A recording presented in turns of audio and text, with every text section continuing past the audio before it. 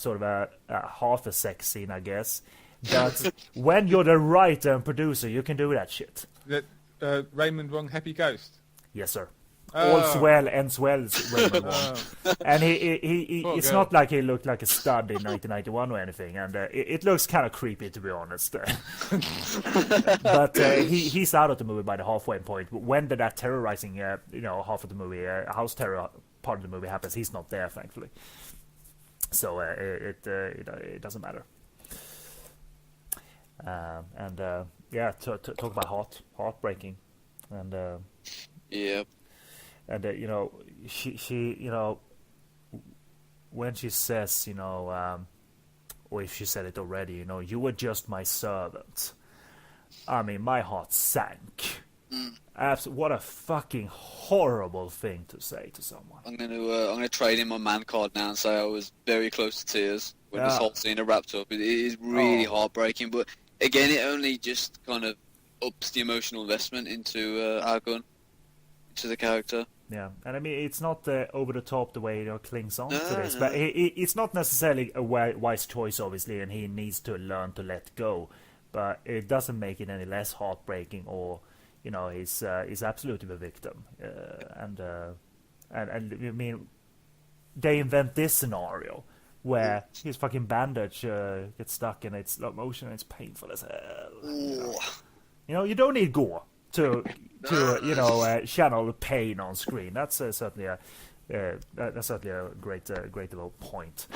And It really feels like he's like on the brink here. Yeah. It's just the next thing's gonna just, look at that. set him off. Yeah, Look at that. that's just He's taken care of. He's giving her gifts and framed cards and all of that. That takes effort and care. She just look at that. I mean, who wants? Even my heart sinks now looking at this. Even without sound, it's just visual cinema in a way. That's just the cherry on the shit cake, isn't it? That last bit when they throw everything out. It's horrible. Absolutely. Going back a little to other movies with Liu Wai-hong. So I recommend Chase of Fortune. It's one of his best movies, and Wong Ching and him are great in it.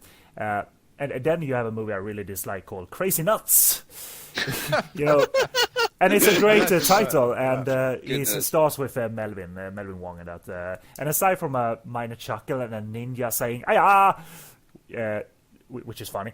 That's when he's upgrading and even an anonymous presence in movies, Liu Wai-hong.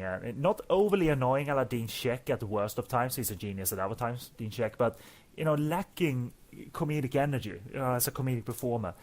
And then you have a latter-day movie that he starred in called Daddy, Father and Papa, where he co-stars along Sammo Hung. And while it's somewhat of a broad, but we're going to stop here. This is actor Chang Ging. Long Arm of the Law. Yes, he's very much known from Long Arm of the Law, part of the Big Circle gang, mainland robbers in Long Arm of the Law, and kind of a role I think he's reprised when he appeared in movies, because he always played gangsters, often played gangsters to some extent. But I'm not too sure if he played mainland gangsters again, but he certainly had a gangster look in a way, Chang Ging. It's it's actually a real contrast, this character here to his character in Long Arm of the Law. He was like the real kind of he's the real kind of stupid guy and that. But in here he's like he's kind of smart and like successful. Yeah. Everybody needs to make money somehow, even illegally, even though he's not a vicious gangster like Sunny Fang, as we'll see later. Again, Daddy, Father and Papa with Sammo Hung and Liu Wai-hong. Liu Wai-hong's son is kidnapped, and Liu Wai-hong plays this really callous, money-minded dad who's neglecting his son, and then he's kidnapped by betrayed, as I said. And you really dislike him intensely, and that's by design, and that works actually. And it's all part of a basic journey where he realizes he should love his son more. And there's even a heartbreaking scene in it when director Clifton Coe, in like a quiet moment, has Liu finding his son's drawings, his little, little crayon drawings, depicting the father as literally chasing the dollar. And I like that. It was a very, very good moment. And it's a fairly full plate of a Hong Kong movie, Daddy, Father and Papa, as it has flamboyant gay characters, animal cruelty, triads digging up and cutting up corpses. Tommy Wong as one of the triads, he swallows a Woody the Woodpecker toy, and every time he speaks, what sound effect they have? And it's great via God. Tommy Wong. Tommy Wong is funny. So, I gotta get that now. it's funny actually. It's a good little movie. So, and Samo doesn't do any action aside from a very short underwater fight. So it's one just it's not a like Paper Marriage. It doesn't have brutal action or anything.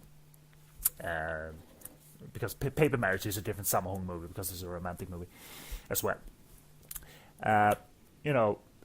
We talked about hearts sinking, and talk about sunshine coming into your life again when this wonderful character of that Kathy Chow plays, she gives him a present just because, and he's sort of still thinks of Monica and is a bit, full of himself and angry, and then she breaks that for him, Look at him, he's genuinely happy all of a sudden. Monica is out of his life, finally, and he can appreciate the kindness rather than brush it away, which he was close to, I think. And so small and so elegant was the subtitle, and I really dig these two on screen. I think they look like they are getting on for real too. Or what do you say, guys?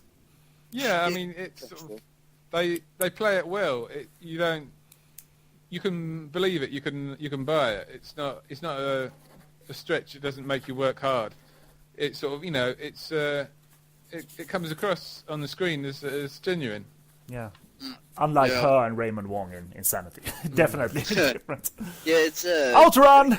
Oh, wow. I really remember playing some of these old arcade games. I never played it on the arcade. I had it on my Commodore 64 on a tape. Kids, games were released on tapes back in the day. Yes. Do you remember that, Tom? Oh, I do, yeah. But of course, it would have been so much great playing it in the arcade. The moving car. This bit is actually really interesting because I read there's an article recently in the newspaper that someone doing the same kind of thing in restaurants, building a salad tower, and weirdly enough that was in China as well. It was just like last week. It's about there's a whole article about how to structure it so you could build it sort of tall, kind of make it with like sort of carrots and whatever at the bottom to give it as like a foundation, and then you put all the other bits either in the middle or on around the edges. So. But yeah, it's really odd. Really odd to read that article and then watch this and see it in this. And look at Gunnar. He has confidence to actually pull this off himself. Yeah. And he's not afraid to be pushed around. He actually does this, and he loves it. And it's mean, but it's a development in the character. Seriously, it's actually very funny. He's got such a you can track his progression. Also. Look at him; he's genuinely enjoying himself. He's got some, it's a bit of sort of a confidence to even try something like that. Yeah, he slowly gets more and more confident throughout the film. It's, While he's on the screen a little bit more, we have Felix Lock here to the left. So, Tom, what is to say about Felix Lock while we enjoy kind of a montage as well? Yeah, he was an actor who mostly works in TV in Hong Kong, but he still has a few gems in his body of work on the big screen, appearing mostly in small roles in a few fan favourites such as Inspector Chocolate, Rosa, and Flaming Brothers. And he's also appeared in quite a few recent blockbusters, notably 2008's Action Thriller Connected, Overheard 1 and 2 as different characters, no less, in each film. Ivy Ho's Claustrophobia and Edmund Panga's Dream Home recently. Yeah, I've not seen Dream Home yet, so I wonder if there's a big role in there or not. Did you see Dream Home, David? Yeah, I've seen Dream Home. By the looks of that face, I think he's he plays a husband who comes back to find Josie Ho's character, in his home, killing his pregnant wife, basically. So right, okay. It's quite grisly. Yeah. But yeah, I'll be pretty sure that was him in that role. I've not seen him a lot, but I'm mainly familiar with him through a recurring role on the 2003 40-plus episode TV series Triumph in the Skies, starring Francis about airline pilots. It was released there with fan subs many years ago, so I got to see that subtitle. And I've seen the face and I recognize the face, but it's not one I've encountered because again, it's a majority of the careers on TV. But I did rewatch Claustrophobia, where he plays the superior of Ikin Cheng's character, and he's part of the gang that carpools in the young gang and the older gang, and obviously Ikin Cheng and Karina Lamb's character. He's always this bothered boss, he needs to speak his mind, needs to be right all the time, and has a paranoia about cameras being everywhere, and he's right. It's a very funny scene where there's actually a camera in the toilet. So I like him. He seems fit for bad guy roles, but he also in Triumph in Disguise has a very kind role, despite that hard exterior. But he was kind. But then again, you watch him in the Wong Jing produced, actually co-produced by him and his father. Yeah, that's funny. Wong Jing co-produced with his father Wong Ting Lam, My Neighbors Are Phantoms, the wonderful movie where Felix plays the master vampire in that family of vampires worshipping Satan.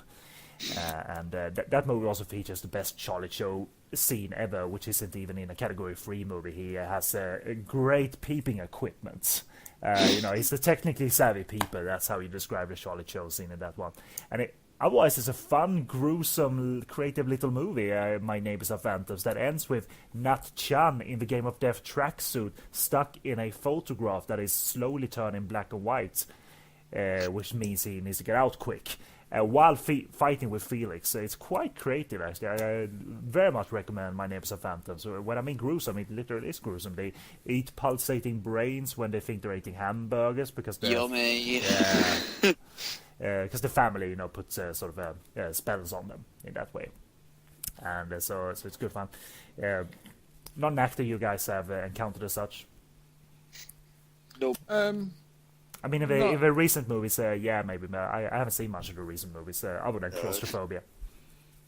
Yeah, I've got Overheard. I don't remember him specifically from that. But. Mm-hmm. I've seen both Rosa and Flaming Brothers. Can't remember it. Yeah. To be honest.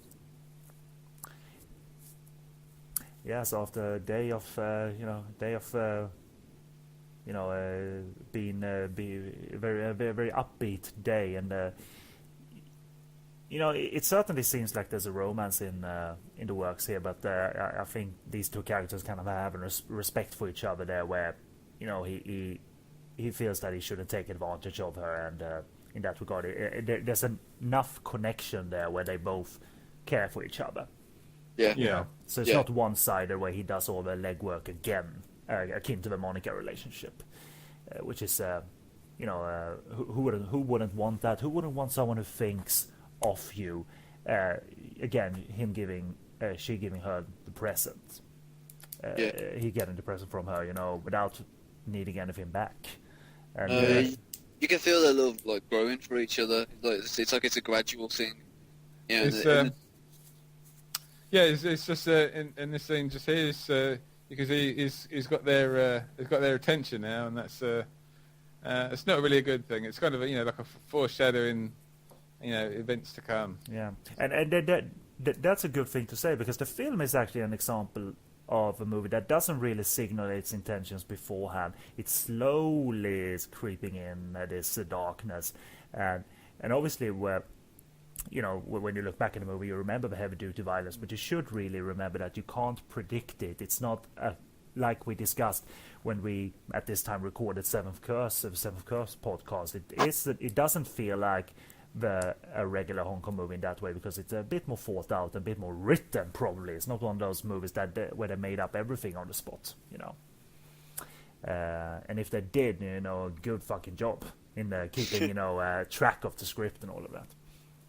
And but having said that, I love Hong Kong movies when they do switch gears quite harshly, and obviously Scared Stiff is still sort of the reigning champion in terms of gear switcher. Going from Eric Tsang as a sex robot to Chai Fat, killing him off viciously, and ESP ending where cars attack Chai Fat. I love that stuff as well. But it's kind of refreshing when you see a movie, especially at this time, that takes itself seriously. Now we're gonna,